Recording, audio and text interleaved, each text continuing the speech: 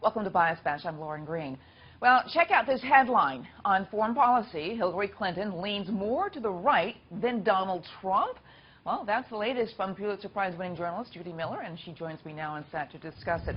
This is surprising. Everybody thinks that, the conservatives and the liberals are in two separate camps, but the Republican candidate is what? More liberal than the Democrat? Absolutely, on foreign policy issues, on some of the major issues confronting the nation and how we manage our foreign affairs. Definitely she's to the right of Donald Trump, and I'm just amazed that it took Doug Schoen and me, who's a fellow contributor, so long to kind of notice, but at least we did, and we've written this piece that basically points to the issues. I mean, look, she was the one who wanted to go into Iraq. She voted for the authorization, the use of military use of force in 2002. Donald Trump says, and whether or not this is his actual view, but he says that he was always opposed to the war and always thought it was going to be a bad thing.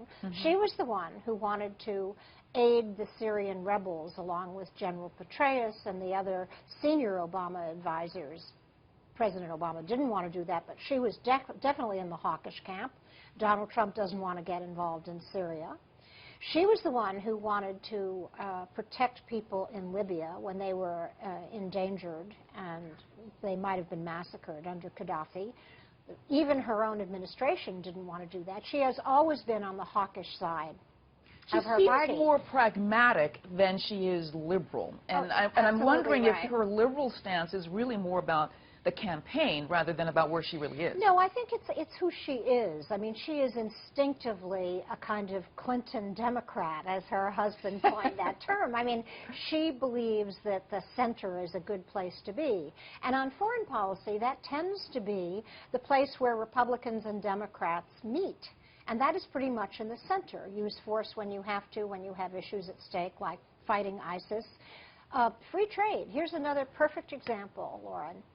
Donald Trump says that globalization is basically bad for America. The free trade that Republicans believe in, it's a pillar of being a Republican, is believe in free trade. Donald Trump doesn't. She does more than he does, and she's been forced to kind of walk back her support for TPP, the Trans-Pacific Partnership. But she is much more classically kind of Republican than Donald Trump. And that's another odd thing about this race. Just throw out the playbook and the traditional definitions of who these people are. Do you think that Donald Trump's followers are more about the personality rather than the policy? Definitely. I mean, I think it's a question of what he projects. Make America great again. You know, that is so kind of Donald Trumpian.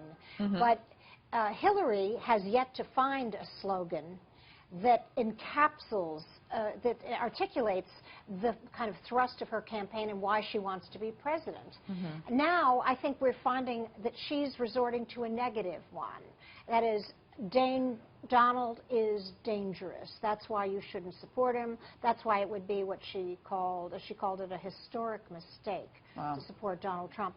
She is going for a real negative campaign, as he has been. This is going to be one of the ugliest, nastiest, to use a Trumpian word, sleaziest campaigns that we've seen in a long time. I will be interested in 5 to 10 years to read all the dissertations, the doctoral dissertations from political scientists, students, and this campaign, because it really will be interesting to see how it falls out in the years to come. Absolutely. Thanks so much, Judy.